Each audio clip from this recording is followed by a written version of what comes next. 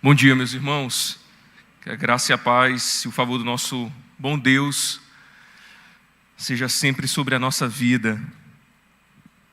Muito bom estar aqui com vocês nessa manhã, e essa série é muito desafiadora para nós como igreja, porque é um confronto em vários aspectos da nossa vida. E eu espero que você, ao longo desse mês, ao trabalharmos isso, a gente reflita. Olha, eu vou só contar uma coisa aqui. Eu olhei assim, olhei um fundo branco, achei que fosse leite. Eu disse, meu Deus, eu não bebo leite assim, eu tenho até nojo de leite. Aí não, é porque tem uma luz aqui. Aí eu estranhei, eu disse, meu Deus, por que servem leite aqui? Deve ser alguma coisa para voz, unção, sei lá.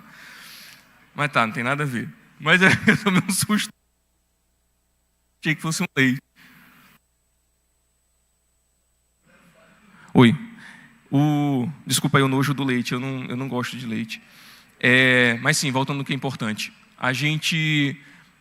É uma realidade da nossa vida, essa busca de sentido, de razão. E tudo que a gente faz, tudo que nos move de alguma forma, primeiro gera em nós um incômodo para refletirmos a partir dessas coisas.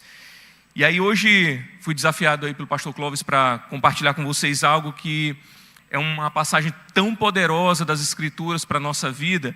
E foi interessante porque semana passada lá no Renascença a gente trabalhou sobre essa temática, mas a partir de outro texto. E eu até falei para ele, disse, Clóvis, ajuda a minha vida, eu posso pregar o mesmo texto de domingo lá da igreja, porque ontem eu preguei numa conferência que era um outro texto, ia ter que fazer 2 sermões para o fim de semana. Ele fica à vontade. Mas eu não subestimei Deus direcionando ele e me dediquei a esse texto, e vai ser esse que eu vou compartilhar com vocês, aquilo que Deus colocou no coração dele. E o texto é de João, capítulo 13, uma passagem muito conhecida. Se você não leu, você pelo menos já ouviu isso que aconteceu aqui no capítulo 13 de João. Evangelho de João, capítulo 13, só que nós não vamos ler a narrativa do acontecimento, mas o ensino que vem após, porque eu vou partir do pressuposto de que você conhece essa história, mas eu vou dar o contexto, não se preocupe. João, então, capítulo 13... é uma das ações mais marcantes do ministério de Jesus, e que até não cristãos também conhecem esse episódio na vida e no ministério do nosso Senhor. A versão que eu vou ler aqui é a NVI, tá bom? Nova versão internacional, você pode acompanhar na versão que você tiver aí. Nós vamos ler do versículo 12 até o versículo 17. 12 até o 17. João 13, 12 a 17. Começa assim. Quando terminou de lavar-lhe os pés, ou seja, o que veio antes foi Jesus lavando os pés dos discípulos. Jesus tornou a vestir sua capa e voltou ao seu lugar. Então lhes perguntou, vocês entendem o que lhes fiz? Vocês me chamam mestre e senhor, e com razão, pois eu o sou. Pois bem, se eu, sendo senhor e mestre de vocês, lavei-lhes os pés, vocês também devem lavar os pés uns dos outros. Eu lhes dei o exemplo, para que vocês façam como lhes fiz. Digo-lhes verdadeiramente, que nenhum escravo é maior do que o seu senhor, como também nenhum mensageiro é maior do que aquele que lhe enviou. Agora que vocês sabem estas coisas, felizes são se as praticarem. Vamos orar mais uma vez. Senhor, essa é a tua palavra inerrante, infalível, inspirada, suficiente, autoritativa e o bom alimento para a nossa vida.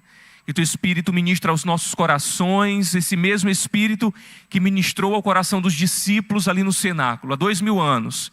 Que essa mesma verdade seja o confronto para a nossa vida nessa manhã, e a alegria e a motivação também para caminharmos. Em nome de Jesus, amém e graças a Deus. Hoje nós vamos tentar, por meio das Escrituras, responder então a pergunta: qual o sentido de servir? E talvez buscar sentido seja uma das coisas que movem o mundo. Seja uma das coisas que movem o mundo.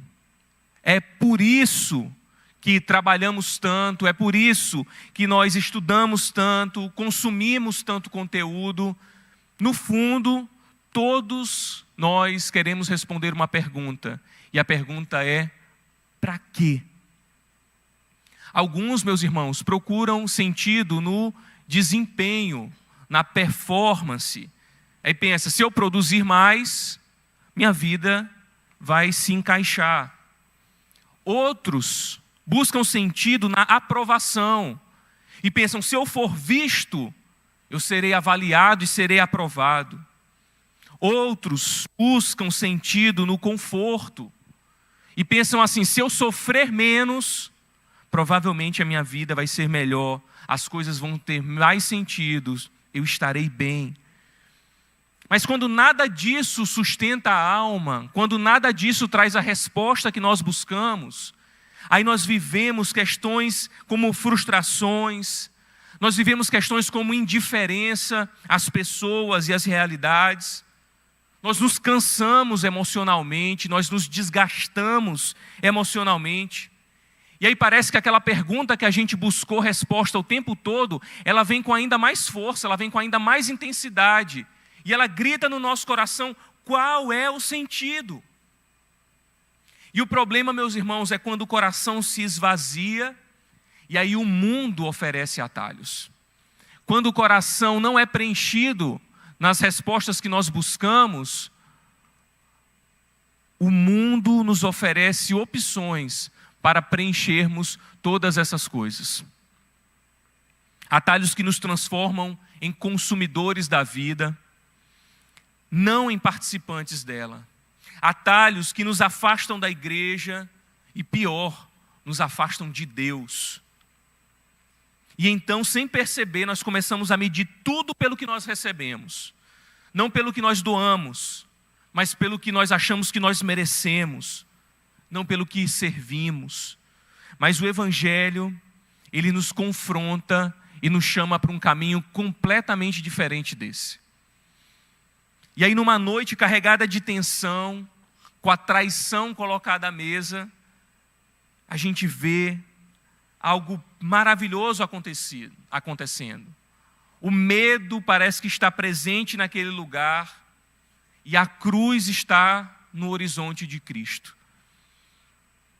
E nesse momento Jesus responde à pergunta do sentido com um gesto, com uma ação, com uma atitude que ninguém esperava. E é importante a gente pensar sobre isso, porque como nós temos a imagem do lava-pés muito vívida na nossa mente, na nossa memória, como é algo que a gente sabe que aconteceu, então a gente olha para trás e vê com muita naturalidade aquele gesto de Jesus. Porque nós estamos familiarizados com essa ação, nós estamos familiarizados com essa história, com essa narrativa. Mas nós precisamos nos transportar para o período bíblico e ver que aquela não era uma atitude esperada pelos discípulos. Porque aquilo não era comum. Aquilo não era o que um mestre fazia. E aí ele se levanta, ele amarra uma toalha na cintura e lava os pés dos discípulos. O Senhor e mestre assume a posição de servo. A grandeza se faz ali pequena. O poder desce para amar.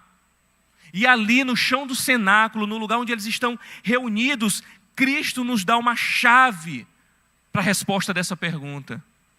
No reino de Deus, o sentido não está em ser servido, mas em servir. E é isso que nós vamos ver hoje.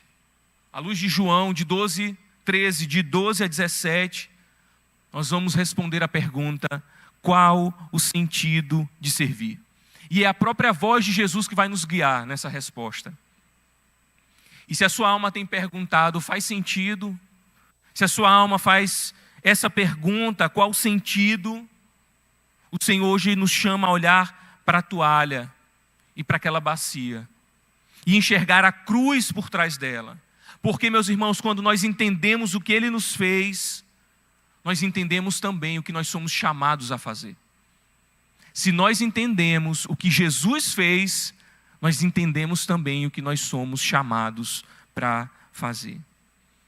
Então hoje vamos pensar sobre 3 motivos, 3 razões pelas quais faz sentido servir. E a primeira dela, faz sentido servir porque revela quem Deus é. Olha o que diz os versículos 12, 13 e 14. Fique de olho aí nesse texto, mas antes eu quero que você compreenda algo importante que está acontecendo aqui. Antes da gente entender o que Jesus está fazendo, nós precisamos entender onde Ele está na história, na narrativa, no progresso do Evangelho. E aí em João 13, que é um marco importante na vida de Jesus, no ministério terreno de Jesus. Porque aqui no capítulo 13, começa o que muitos chamam de livro da glória, ou livro da paixão. Os estudiosos dividem o Evangelho de João em basicamente duas partes. O livro dos milagres, onde são relatados os 7 milagres de Jesus por João. E a partir do versículo 3, essa mudança de foco, que é o livro da glória, onde o servo se mostra ali caminhando para a cruz e para a sua glorificação como rei. E também como o livro da paixão, como alguns preferem dizer, porque é a pavimentação desse caminho do sofrimento até a cruz. Então, a partir do capítulo 3, a gente tem esse foco da entrega e do serviço de Jesus por meio da crucificação. É o momento que Jesus é preparado para esse caminho da cruz. Então, o versículo 1 do capítulo 13, ele vai nos dar o tom dessa segunda parte do Evangelho de João. Olha o que diz aí o versículo 1 do capítulo 13. Um pouco antes da festa da Páscoa, sabendo Jesus que havia chegado o tempo em que deixaria este mundo e iria para o Pai, olha só que frase poderosa. Tendo amado os seus que estavam no mundo, amou-os até o fim. Essa frase é que vai dar esse tom de toda essa caminhada da segunda parte do Evangelho de João. O amor de Cristo é a justificativa por toda a caminhada, por toda a trilha dele até a crucificação. Tendo-os amado, amou até o fim. Então tudo que Jesus diz, tudo que Jesus faz, nessa noite, deve ser lido nessa noite aqui do cenáculo, não hoje à noite, a gente está de manhã, eu sei disso. Mas nessa noite aqui da lavação de pés, do lava-pés, da ceia, tudo a partir daqui deve ser visto sobre essa luz desse amor que amou até o fim. O lava-pés é mais do que um gesto de humildade. É uma parábola viva do amor que levaria Jesus para a cruz. E ele não está apenas ensinando boas maneiras aos discípulos, mas ele está revelando quem Deus é. E é o contexto imediato que vai nos mostrar isso. São os versículos que vêm antes dos que nós lemos, é que vai nos provar isso. Um pouco antes, Pedro resiste. Quando Jesus vai lá colocar, vai diante de Pedro, vai lá, chegar a vez de Pedro ter os seus pés lavados, Pedro, ele resiste, ele tem uma atitude diante da atitude de Jesus. E ele diz, tu nunca lavarás os meus pés. E aí Jesus explica uma diferença entre banho e entre lavar os pés.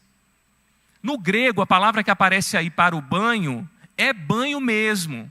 É um banho completo, aquele para tirar a sujeira inteira. Sabe quando está imundo?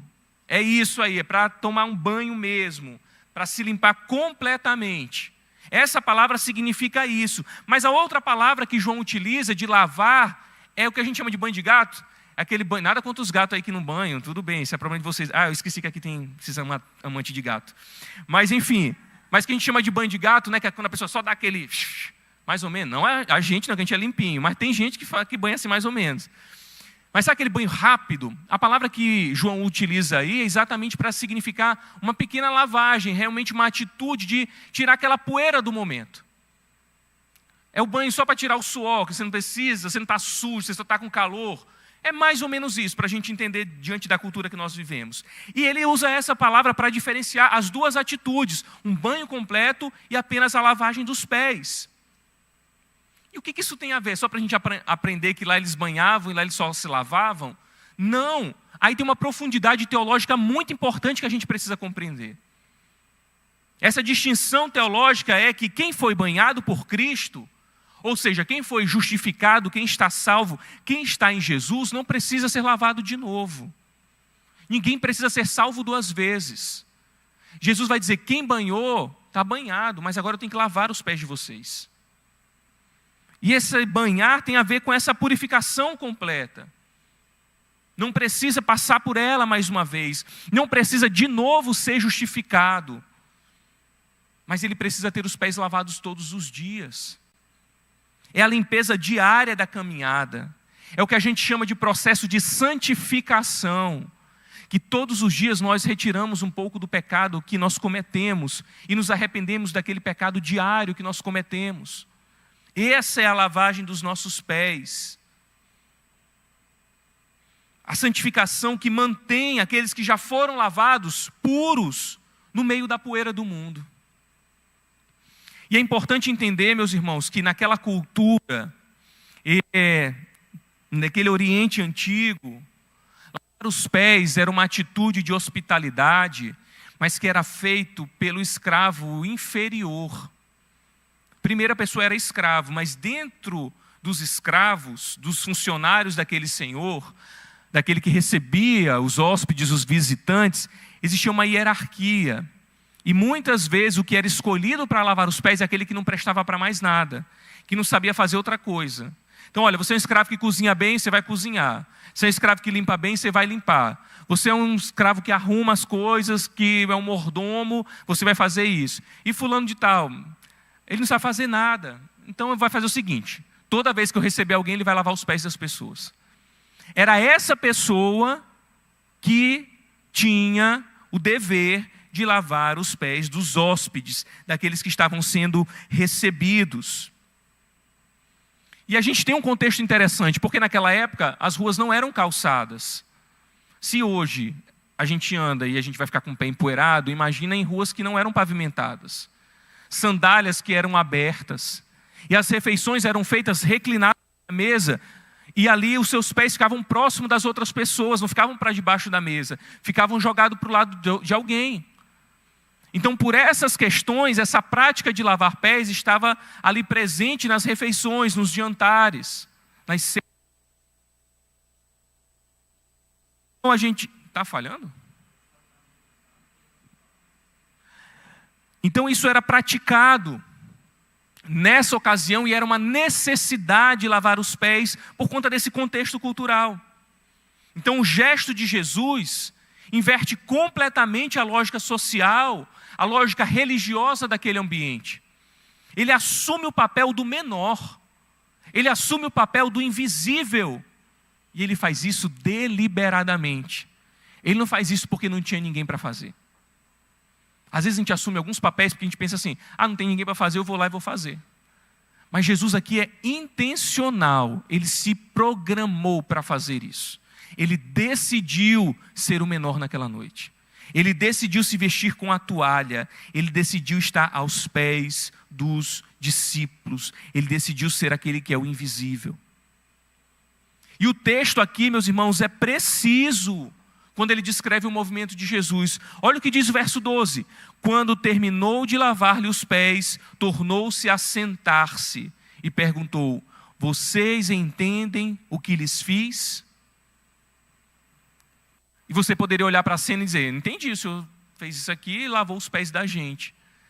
Mas ele não perguntou: vocês viram o que eu fiz?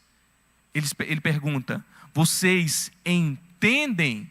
Literalmente que é: vocês compreenderam o que eu realizei para vocês? E a ênfase aí, meus irmãos, não está no ato em si, mas no significado. Vocês entenderam o que eu estou comunicando com essa ação?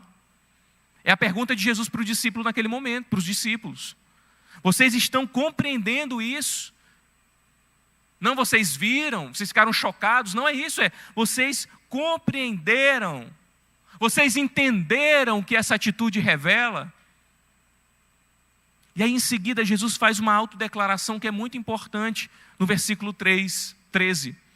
Vocês me chamam mestre, e vocês me chamam Senhor, e com razão, pois eu o sou. Esses dois títulos que aparecem aí, mestre e Senhor, são o centro do ensino. E é interessante porque Jesus não nega que ele é. Ele não nega a sua autoridade. Ele reafirma. Ele diz: vocês me chamam assim. E eu de fato sou isso. Eu de fato sou mestre e Senhor. Só que agora essa autoridade está vestida de avental e de toalha. Só que essa autoridade agora está numa posição de humilhação e de servidão.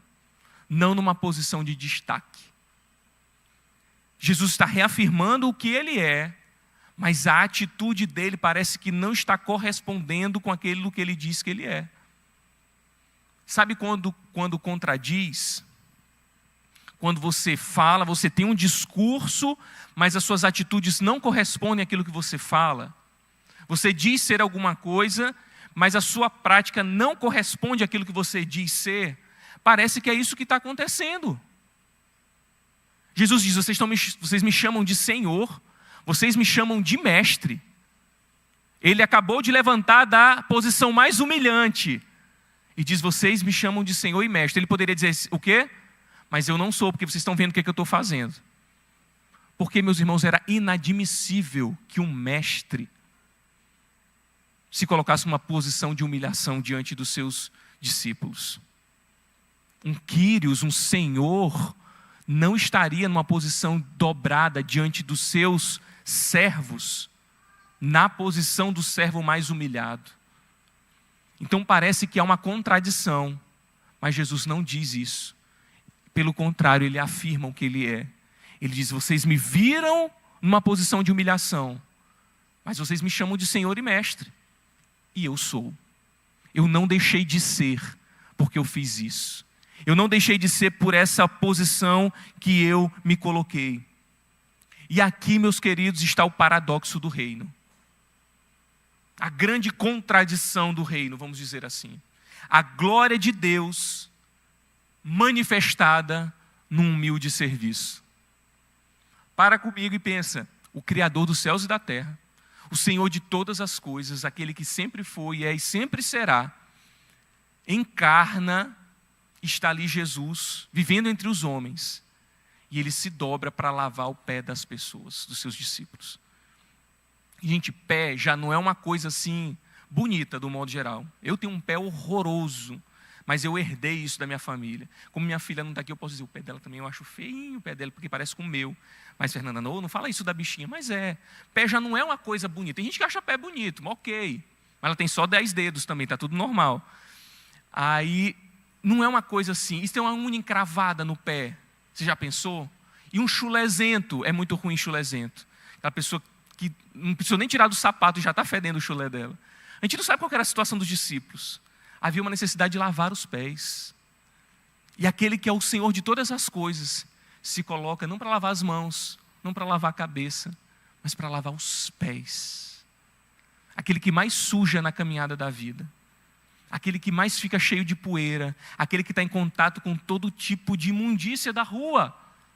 É ali que Jesus coloca as suas mãos para demonstrar a sua autoridade. Ele não se levanta num trono, num palanque para dizer, eu sou o Senhor e mestre de vocês. Ele se dobra e diz, eu sou sim, mestre e Senhor.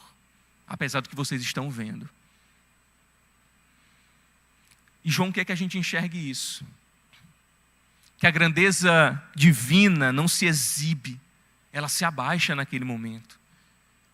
Que o poder de Deus não se impõe, mas lava pés.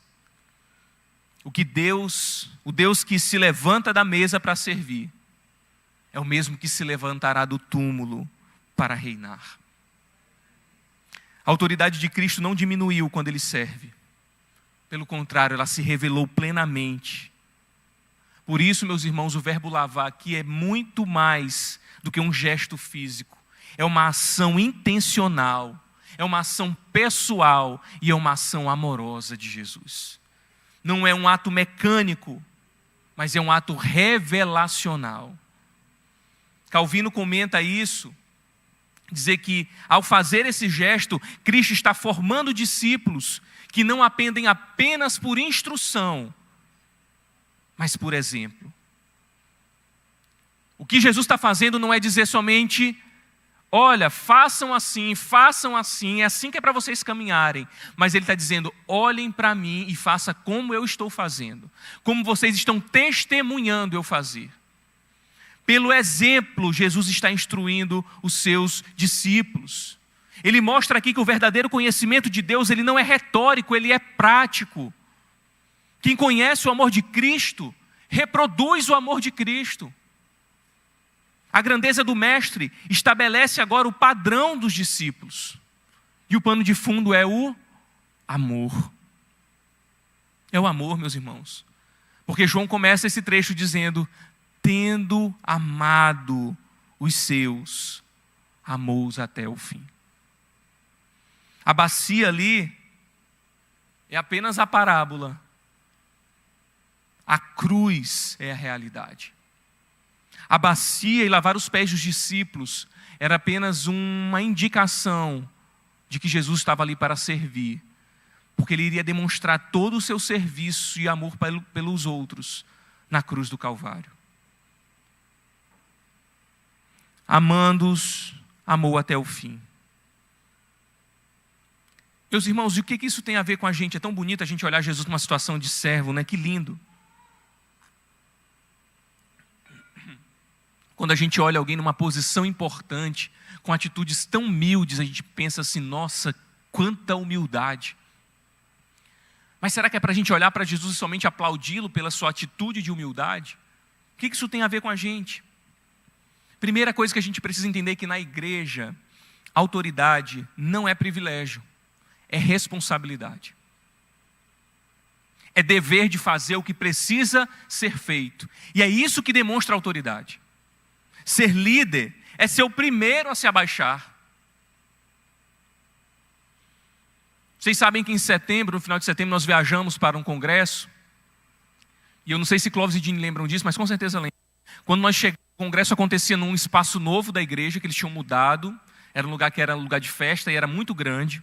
A igreja estava crescendo, eles ampliaram, mas eles ainda tinham um prédio que era deles e que sempre funcionou a igreja. Então, as palestras eram nesse auditório enorme e as oficinas eram nesse outro prédio onde a igreja funcionava. E aí nós fomos, no dia da oficina, a nossa oficina era nesse prédio. E quando a gente chegou lá, o pastor líder da igreja, Ricardo Agreste, quando a gente chegou, ele estava com um rodo na mão, tu lembra disso? Vocês estavam nesse momento? Ah, é porque eu cheguei depois de vocês. Vocês chegaram primeiro, eu cheguei atrasado para variar. E aí, ele estava com um rodo na mão, enxugando o chão. Eu acho que tinha derramado água, alguma coisa lá, enxugando. Eu fiquei impactado 0% com essa atitude. 0%. Eu falei: nossa, meu Deus, que homem humilde. Porque a gente está falando de uma igreja grande, de uma igreja rica. Campinas é uma cidade próspera e a igreja fica num bairro nobre da cidade. Você percebe que é uma igreja que tem uma estrutura muito grande, então que tem condições financeiras grandes. E o pastor líder dessa igreja, um pastor que é presidente de um centro de treinamento de pastores do Brasil todo, que prega no Brasil, fora do Brasil, estava lá com o seu rodinho puxando a água que tinham derramado lá, com a camisinha do evento e enxugando, e as pessoas passando, talvez alguns nem sabiam, nem perceberam que era ele, estava de boné. E eu olhei aquilo e falei assim: é isso aí. Se ele achou que ele fosse mais importante do que aquele que enxuga o chão, eu não vinha nunca mais para esse congresso. Porque isso não é uma atitude para ser admirada. E vocês sabem, e eu fiquei feliz porque eu sei que os pastores da base são assim. Sempre fomos. E eu peço a Deus que nos conserve o coração para sempre sermos. Porque a gente entende que a autoridade não é ser colocado num pedestal, não é ser aplaudido, mas é ser servo, é assumir a responsabilidade, e é aquele que coloca o avental, é aquele que coloca a toalha para enxugar os pés dos seus discípulos. E em casa, isso tem uma aplicação prática para nós também. O amor se mede nas tarefas invisíveis, nas coisas que muitas vezes não são vistas, mas que você está realizando. Pode ser lavar uma louça, mas pode ser ouvir, pode ser perdoar, pode ser cuidar. Essas são as bacias do cotidiano.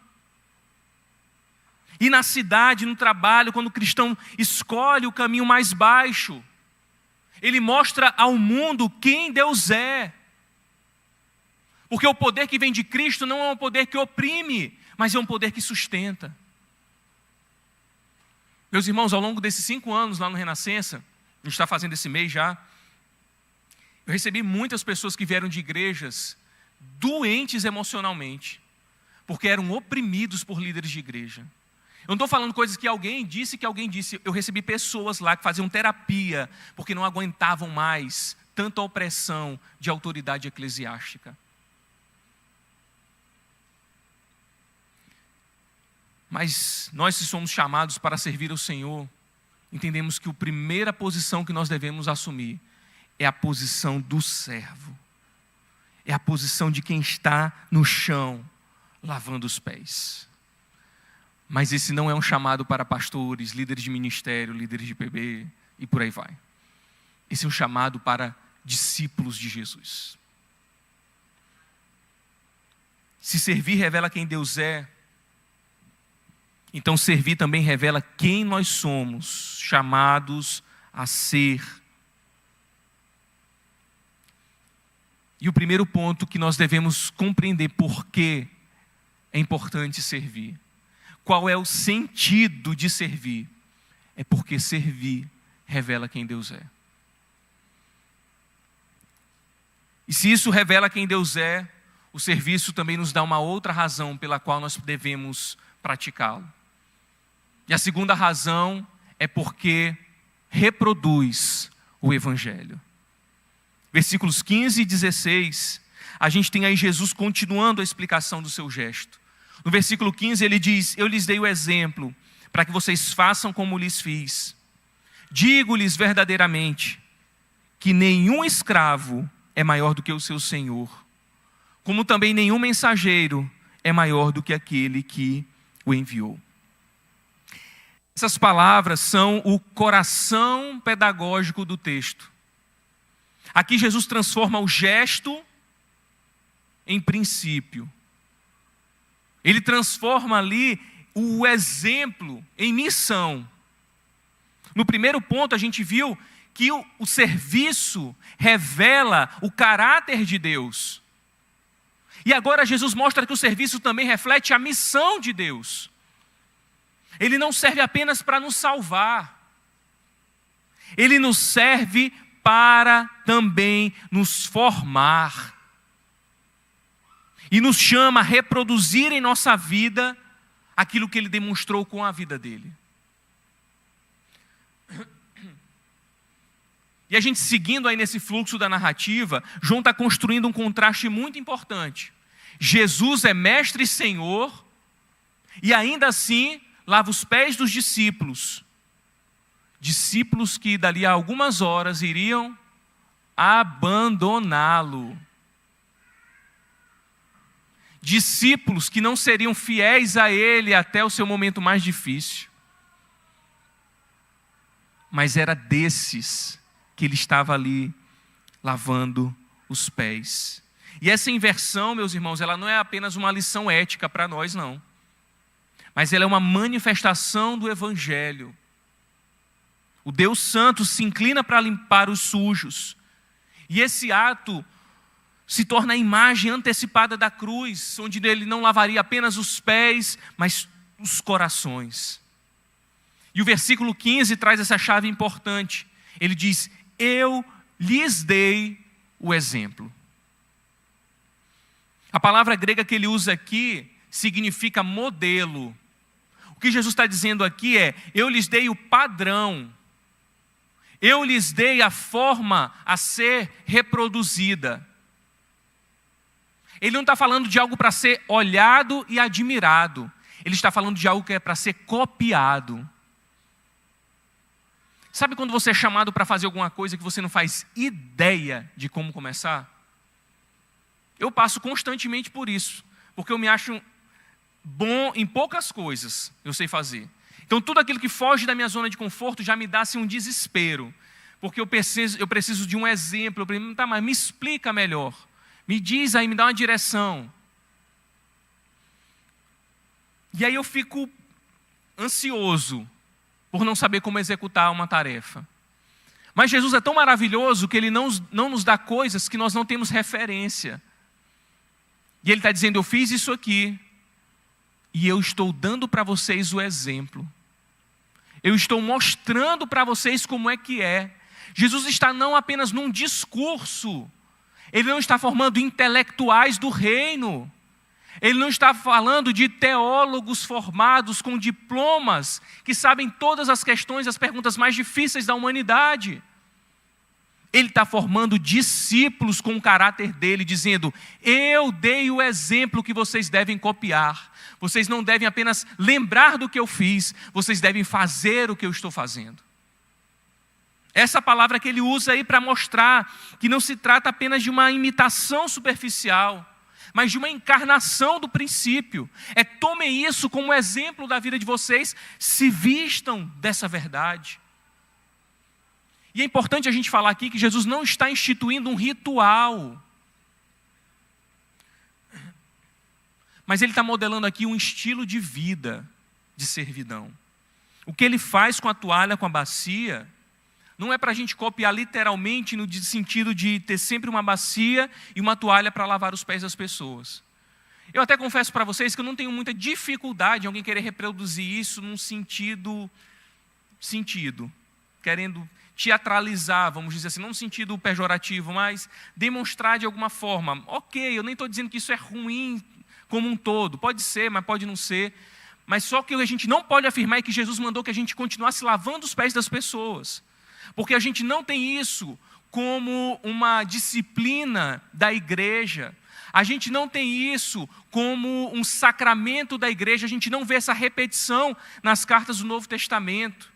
Então a gente não pode adotar isso como uma igreja tendo que fazer o lava-pés, porque Jesus fez e mandou que a gente fizesse, porque ele deu exemplo. Isso a gente não pode afirmar. Quer lavar o pé de alguém? Pode lavar, fica à vontade, cada um com seus pés, com suas mãos, com suas bacias.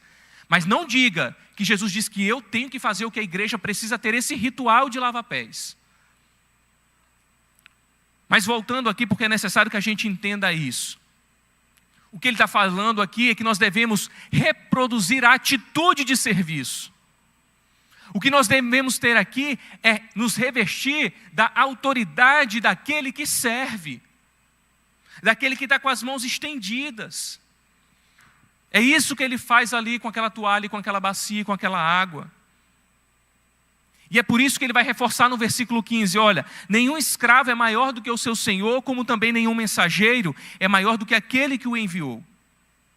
Ou seja, quem segue Jesus precisa aceitar o mesmo caminho de humilhação e de entrega.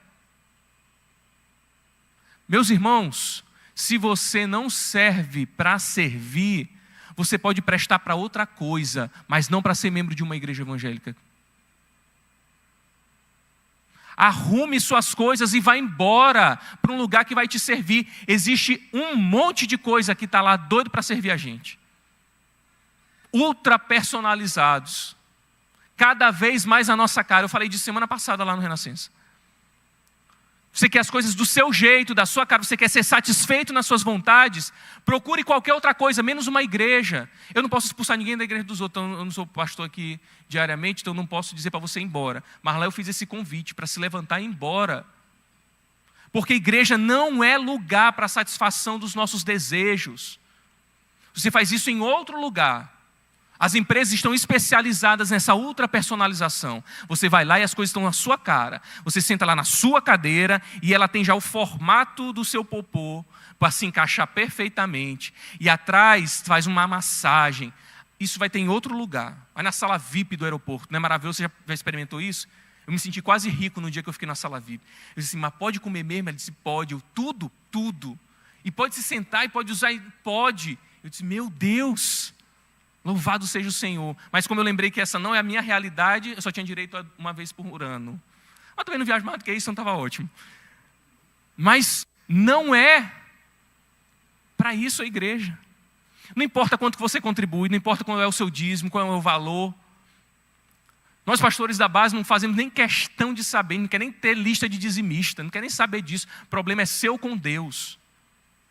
Para que ninguém seja paparicado dentro da igreja. Se você não serve para ser alguém que coloca a toalha e se dobra com uma bacia para lavar os pés, você não serve para ser discípulo de Jesus. É dura a palavra, né, meus irmãos? Mas é para mim também. E nós, só os pecadores, só os que são do meu time. O nosso coração é inclinado para ser satisfeito de uma maneira assim muito poderosa. E é tão bom quando Deus assim dá uma rasteira no nosso orgulho, na nossa soberba. Não é bom porque na hora a gente não gosta, a gente fica zangado, fica chateado, nananã. Mas depois, quando a gente olha para trás, pensa, meu Deus, como Deus nos ensinou. Como Deus nos ensinou. E Jesus está aqui nos mostrando que o Criador do universo se veste de toalha na cintura e com uma bacia para lavar pés.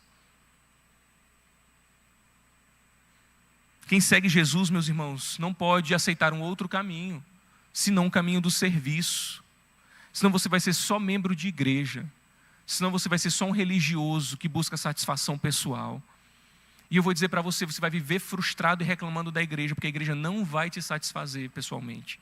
Nas suas individualidades, nos seus gostos pessoais, você vai viver um crente frustrado, mimizento, porque todo o tempo você vai lidar com a frustração de não ser atendido e correspondido. Talvez tenha alguma coisa que chamam de igreja que faça isso, mas com certeza aquilo não é uma igreja. Meus irmãos, nós olhamos para o nosso Senhor, e o caminho dele foi de entrega e de humilhação. Não há como ser discípulo sem caminhar dessa maneira, nesse sentido. O discipulado para João não é apenas crer, é reproduzir o Evangelho. Não é apenas você confessar e dizer com a sua boca, mas você caminhar com os seus pés diariamente no discipulado do serviço. É tornar visível através do serviço o amor que alcançou a nossa vida. O movimento é claro aqui. O modelo de Jesus se torna a norma dos discípulos. Numa linguagem teológica, o que acontece aqui é que ele revela e reproduz a missão trinitária. O Filho faz o que viu o Pai fazer, e agora os discípulos devem fazer o que viram o Filho fazer. Assim, o serviço cristão não é uma ação isolada, é continuidade visível da encarnação. A igreja, meus irmãos, quando ela serve, ela estende as mãos de Cristo sobre o mundo. Ela demonstra para outra pessoa, eu sou de Jesus. O verbo aí fazer está no sentido que indica continuidade. Continuem fazendo. Não é um evento lava-pés.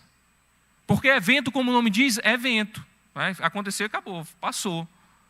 Mas é uma característica da vida do discípulo. Continuem fazendo. Ou seja, Jesus não mandou a gente repetir gesto, mas preservar esse estilo de vida de servidão.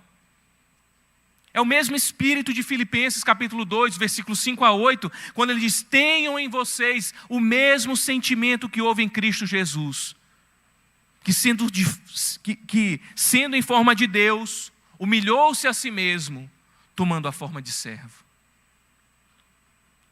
O lava-pés, meus irmãos, é a expressão visível dessa teologia. Qual teologia? A glória de Deus se manifesta no serviço. Você quer ver uma igreja cheia do poder de Deus? Você quer ver a glória de Deus visível? É você entrar num ambiente onde todos entendem o sentido de servir.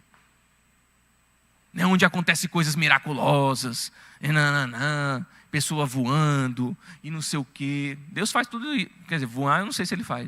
Quer dizer, pode fazer porque ele é poderoso, mas nunca vi, nem quero ver, não faz sentido nenhum ninguém voar. Mas Deus cura, Deus faz milagres, faz coisas extraordinárias. Mas você quer estar num ambiente onde a glória de Deus é vista? Produza um ambiente de serviço. De serviço. É a glória de Deus visível, meus irmãos.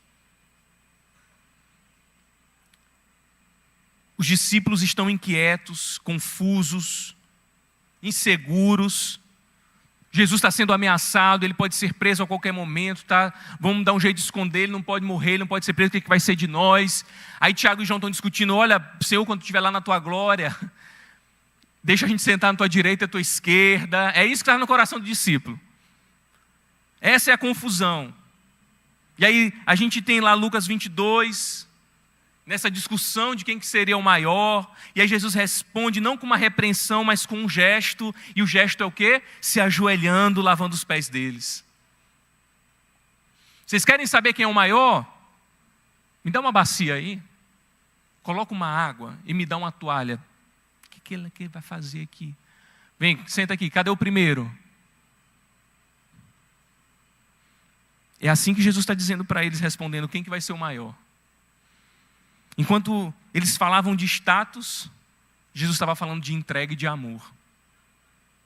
Enquanto eles queriam posições à direita e à esquerda, a posição dele era no chão. Aqui está o contraste, meus irmãos, entre o Evangelho e o espírito do mundo. O mundo ensina, seja o primeiro, seja honrado, busque o seu destaque. E Jesus nos ensina, seja o servo. O mundo valoriza quem é servido. Jesus honra quem serve. O mundo procura aplausos, mas Jesus promete outra coisa: bem-aventurança. Mais uma vez, citando Calvino, interpretando esse texto, ele diz que Cristo quer nos dar um exemplo de humildade e amor, não apenas por palavras, mas por um sinal visível, para que ninguém alegasse ignorância. Ninguém podia dizer, eu não sei como é que faz, eu não sei como é que começa. Eu sempre digo para quem está lá na igreja, chegando, aí na conversa que a gente tem individualmente com todo mundo que está chegando,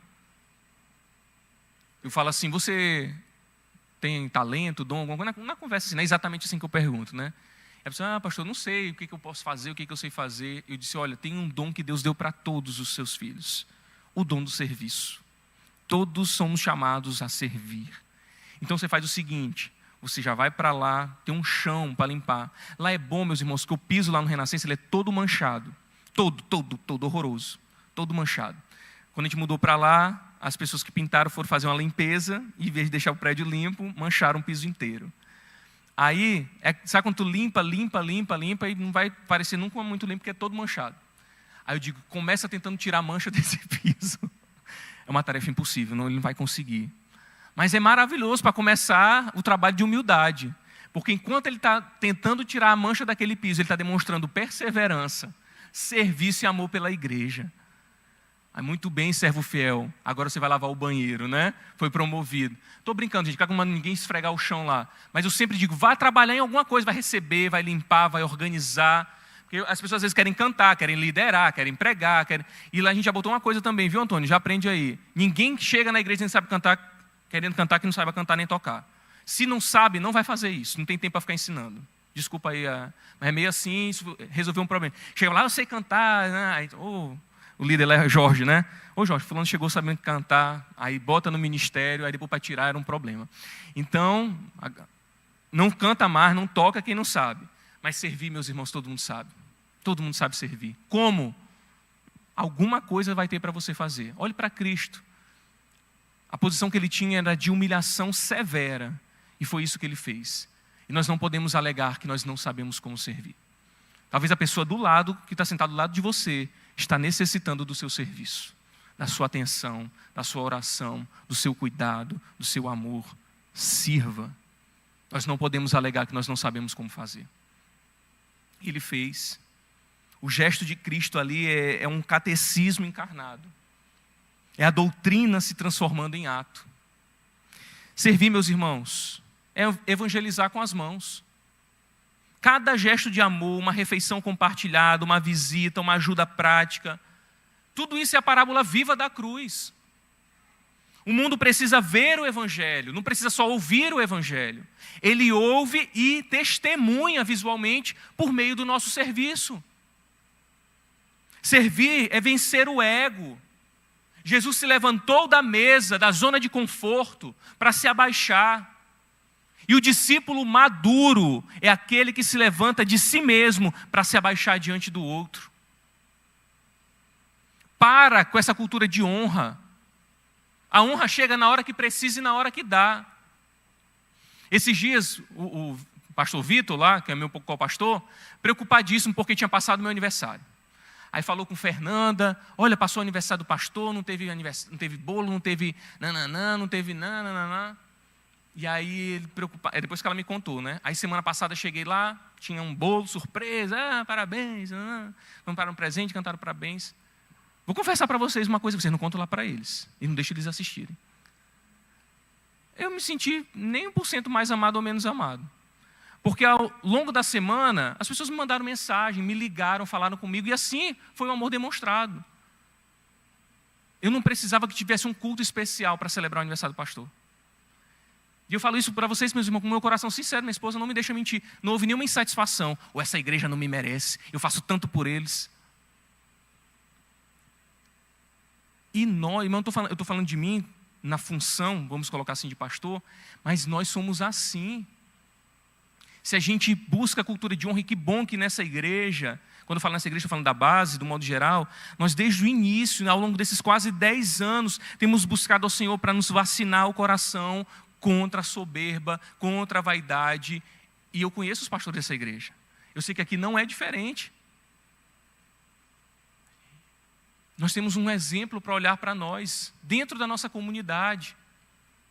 Nós devemos caminhar dessa maneira, meus irmãos, sem buscar honra, reconhecimento e aplauso. E uma frase que eu sempre gostei de dizer, vocês sabem desde o começo, tem gente que quer ser o membro do mês. Não tem um membro do mês, o funcionário do mês, chega lá naquela empresa, naquela loja, tem lá um retrato dele, as estrelinhas. Aí eu quero ser atendido, é por esse cara aqui, que com certeza ele é o melhor. Mas que sejamos uma igreja onde qualquer um de nós possamos abraçar, que qualquer um de nós pode alcançar, que qualquer um de nós pode pregar, que qualquer de nós pode incluir, porque somos chamados para servir. E não importa qual é o título que você tem, você nem precisa de cargo para isso.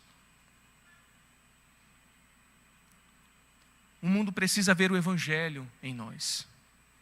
Vencer o nosso ego. Porque servir, meus queridos, é imitar o Mestre. Deixa eu correr. O uniforme do reino não é coroa, não é roupas de honra. O uniforme do reino é uma toalha na cintura, é um avental de serviço. Esse é o uniforme do reino. Pastores, líderes, presbíteros, todos os irmãos da comunidade, a autoridade não se expressa em outro lugar, senão no serviço. A autoridade que está em outro lugar que não o serviço, ela é carnal, ela é pecaminosa. Servir é trazer o céu para a terra. Cada ato de serviço é uma pequena encarnação, é um lembrete de Deus, que Ele está presente entre nós. Quando nós nos tornamos presentes uns para os outros. O lava-pés não é um rito para ser lembrado uma vez por ano. É uma verdade, meus irmãos, para ser vivida todos os dias. Faz sentido, porque o serviço é a tradução visível do evangelho invisível. Quando a igreja serve, o mundo enxerga Jesus. O serviço não é o meio pelo qual nós somos salvos, de jeito nenhum, mas é o sinal de que nós fomos alcançados para a salvação. Mas há algo ainda maior. E Jesus termina nos dando uma promessa. Faz sentido, meus irmãos, servir? Faz. Porque revela quem Deus é. Faz sentido servir? Sim. Porque reproduz o Evangelho. E faz sentido servir, porque conduz à bem-aventurança. Jesus encerra o ensino com uma frase curta, mas decisiva. Versículo 17. Agora que vocês sabem dessas coisas, felizes são, porque vocês sabem. Não é isso que está escrito aí? Agora que vocês sabem dessas coisas, felizes são, porque vocês ficam repetindo essas palavras. Felizes, agora que vocês sabem dessas coisas, bem-aventurados são, se as...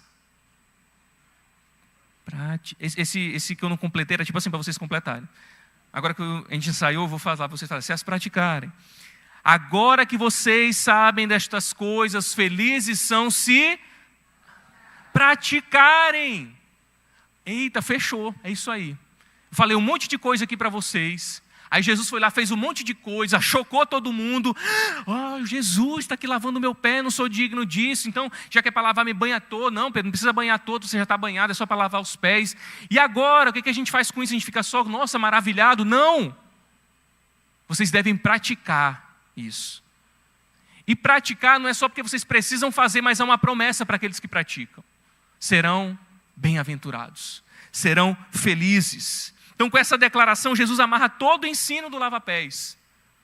O texto começa com um gesto, lá do versículo 4 e 5, passa pela explicação do 12 ao 16 e termina agora com essa promessa, que a verdadeira felicidade não está em ser servido, mas em servir. Como eu brigo com Catarina. Frustração. Porque a gente estava na expectativa, a gente anda na expectativa de ser servido. Mas agora eu quero dizer para você que bem-aventurado e feliz não é o que é servido, mas é o que serve. É como se Jesus dissesse: vocês entenderam o sentido? Agora vivam o sentido. O saber sem praticar, meus irmãos, é um conhecimento estéril. Não serve para nada. Você pode saber teologicamente essa passagem de trás para frente, no grego, na Septuaginta, em alemão, em qualquer idioma. Pode saber todas as profundezas, mas se isso não é praticado na sua vida, é uma teologia morta. É conhecimento vazio. O discipulado sem serviço é religião vazia. Porque o evangelho só faz sentido quando ele é encarnado com obediência. Quando ele está impregnado em nós. Aí a consequência da obediência é o quê? Felicidade, bem-aventurança. Mas não é aquela felicidade que você diz sentir quando você faz uma ação social. Aí você vai lá, aí faz uma ação social, entrega alguma coisa para alguém e diz assim: nossa, eu me sinto tão bem quando eu faço algo para alguém. O nome disso, meus irmãos, é egoísmo disfarçado de generosidade. Porque no fundo, a gente só fez para se sentir bem.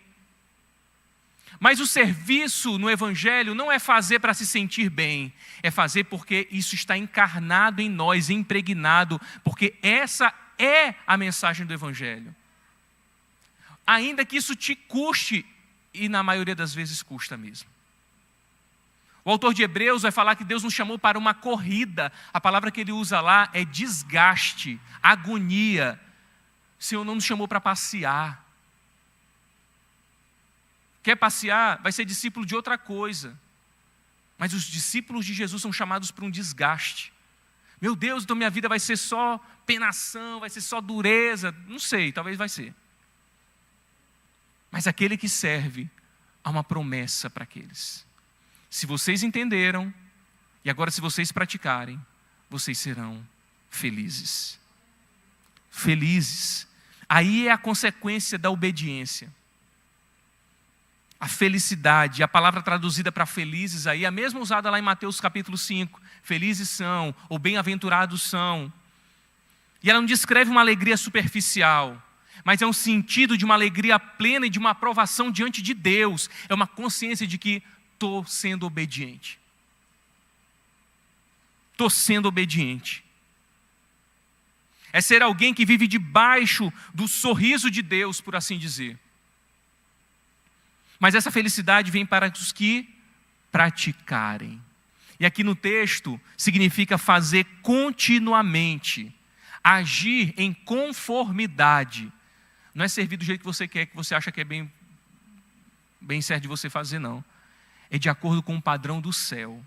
Porque se nós somos cidadãos de lá, o nosso padrão e a nossa referência é essa, é celestial. Não dá para servir no padrão do mundo. E eu vou usar uma palavra que eu detesto no meio da igreja, mas que é uma pura verdade, eu tenho mordido minha língua e engolido isso. É servir a Deus com excelência. Por que eu detesto? Eu vou explicar rapidamente, não tenho nem tempo para explicar isso, mas vou explicar. É porque por muitos anos eu ouvi essa palavra para gente que queria comprar coisa cara na igreja, para queria justificar os seus desejos pessoais e dizer o quê? Nós temos que fazer isso com excelência. Nós temos que fazer isso. Então eu criei uma resistência, é um pecado meu mesmo. A palavra excelência não tem nenhum problema nela. Isso é um pecado meu, é só eu que tenho essa dificuldade. Mas o padrão do céu é um padrão de excelência sim. Porque nós servimos um Deus que é excelente. Nós temos um Senhor que é excelente. E a nossa entrega para Ele deve ser excelente. Isso pode até passar por coisas, mas tem que começar no coração de fazer aquilo que é excelente.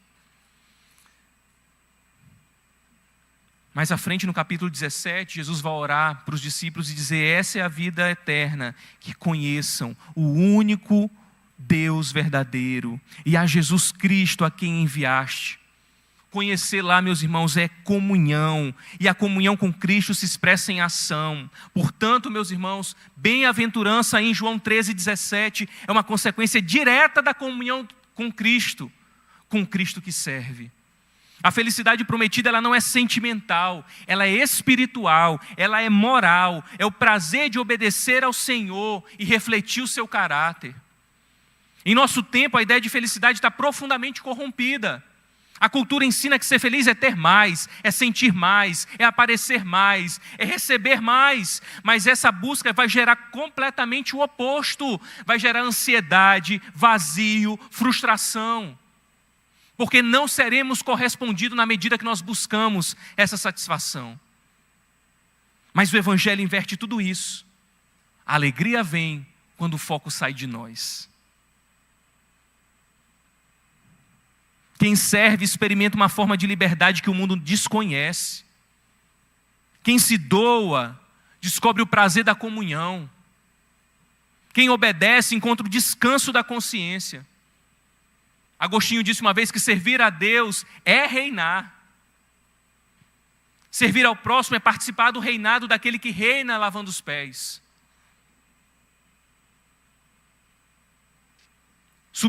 Meus queridos, substituam aplauso por obediência. O mundo mede alegria por reconhecimento, mas Jesus por fidelidade. Servir em silêncio, por amor, é uma opção viva que nós devemos assumir. Crie um plano, micro que seja, de serviço. Em casa, no trabalho, na igreja. Começa pequeno, não precisa começar uau, sensacional, não. Começa pequeno, um gesto, uma palavra, uma ajuda. Procure alguém que está mais tempo que você na caminhada e diz assim, como é que eu posso servir? Como é que eu posso ser útil? Quando o serviço se torna o hábito, parece que o nosso espírito encontra assim um propósito. Parece que a nossa vida tem uma caminhada, tem uma direção para seguir. Transforme o seu serviço em gratidão. Cada vez que servir, lembre-se, estou fazendo por Ele. É assim que o serviço se torna leve. Não é pelo retorno, é pelo motivo. Mas o lava-pés não termina no cenáculo. O lava-pés aponta para o Calvário. O gesto é a semente. E a cruz lá que é o fruto. Para concluir, meus irmãos, Jesus lavou pés, mas apontava para algo maior, para a cruz. Ali ele não apenas lavaria a poeira dos discípulos, mas ele era aquele que tira o pecado do mundo. E é isso que a gente observa aqui. O sentido último do serviço é o serviço que desce até o pó para levantar a vida. Faz sentido servir, meus irmãos, porque o serviço é a forma encarnada do amor redentor. Servir é participar da lógica da cruz, descer para se levantar, doar para restaurar, morrer para dar vida. Talvez uma coisa que a gente não se atente muito, mas ao longo da história da igreja, dezenas, centenas e milhares morreram para que hoje a gente tivesse liberdade de abrir essa Bíblia aqui e falar de Jesus. Jesus deu a vida para a nossa salvação e muitos deram a vida para dar continuidade ao reino de Deus aqui na terra visível. Serviram com sua própria vida. Graças a Deus nós vivemos num país onde ainda ninguém precisa morrer por causa disso. E quanto mais gente está engajado na causa, menos a gente precisa morrer. Menos desgastante é.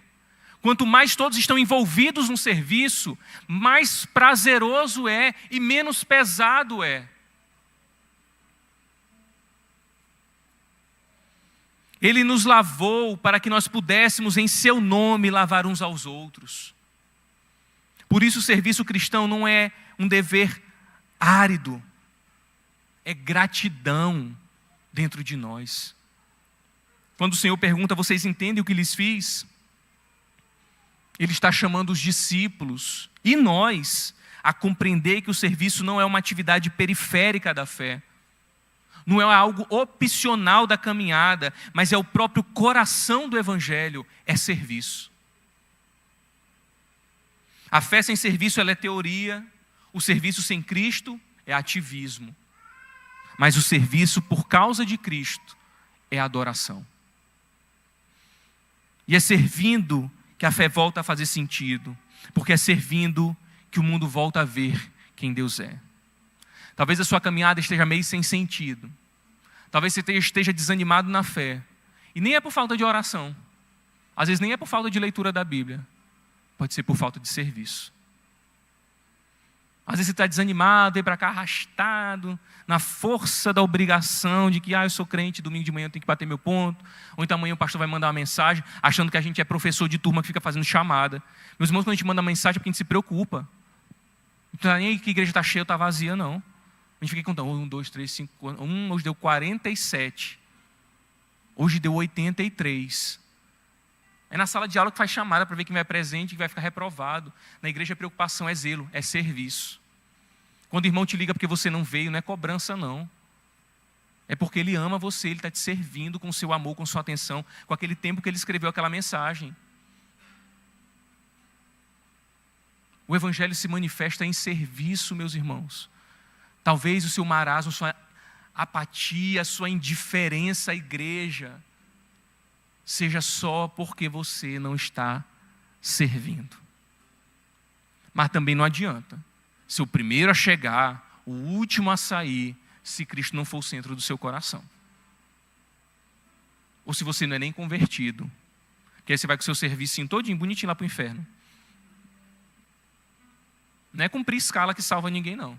É porque a gente é salvo que a gente cumpre escala. É porque a gente é salvo que a gente se importa com a igreja. É porque a gente é salvo que a gente sabe que o evangelho vai ser evidenciado por meio do trabalho. Uma aplicação final que eu gosto de colocar, aí para vocês anotarem essa semana todinha perturbar o juízo de vocês. Primeiro, olhe para a toalha e para a bacia. Olha, são símbolos do evangelho em ação ali por meio da vida de Jesus. Quem que você precisa abaixar hoje? Para quem que você precisa se abaixar? Ou em que situação que você precisa se humilhar? Talvez é perdoar alguém. Talvez é oferecer ajuda. Começa com humildade, sem buscar reconhecimento. Precisa dizer para o pastor, olha pastor, eu fiz isso aqui. Não precisa não. No livro do rei não falta nenhum registro. Segundo, sirva para revelar, não para ser visto. Lave os pés, não por reconhecimento, mas por amor. O mesmo amor que lavou os seus pés. E por último, transforme o serviço em missão. Cada ato de cuidado seja uma ponte entre a graça que recebemos e o mundo que precisa vê-la. No fim, meus irmãos, tudo se resume à cruz. Ali o servo serviu até o fim. E cada vez que servimos alguém, nós reafirmamos que acreditamos nesse amor. Quando estamos servindo, dizendo, eu acredito na obra da cruz. Que o sentido da vida cristã não está no que nós acumulamos, não está nos nossos títulos, não está nos serviços que nós conseguimos apresentar, mas em quem nos tornamos à medida que nós servimos. A fé só volta a fazer sentido, meus irmãos, quando as mãos voltam a servir.